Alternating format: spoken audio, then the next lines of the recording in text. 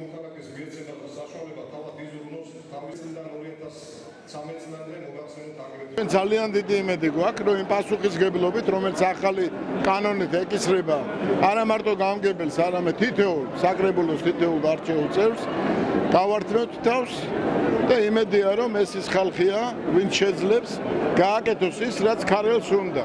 ვფიქრობ, გამგებელის კანდიდატურა ღირსეულია და ვფიქრობ, არჩეული იქნება გამგებლად. საკრებულოს წინაშე შეიძლება დავსვათ გამგებლის არ მერის უნდობლობის საკითხი. რომელსაც ყველა ვიცნობ, სპორტული მოღვაწეობიდან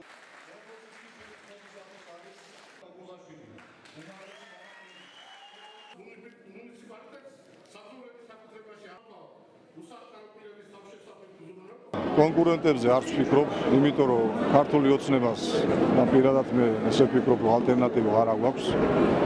რასაც ვაპირებ პირველ რიგში ხალხთან შეხვედრებს, ხალხთან საუბარს, ხალხის მოსმენას და იქიდან გამომდინარე გადავწყვიტავთ რაიონისთვის რა არის საკეთილდღეო და პირველ რიგში დასაკეთებელი.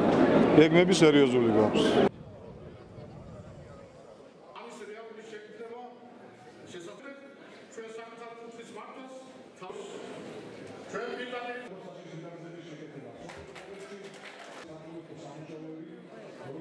ძალიან კარგი ადამიანი, ძალიან ჭკვიანი, ძალიან გამგები, ხალხისთვის საყვარელი კაცი. ყველაფერს რასაც დაგვირდნენ, ეს ყველაფერი იციან მათ, ეს არის ხალხისთვის მნიშვნელოვანი და ყოველთვის ასრულებენ თავიანთ დაპირებას. ქართული ოცნება ყოველთვის იმარჯვებდა და გაიმარჯვებს.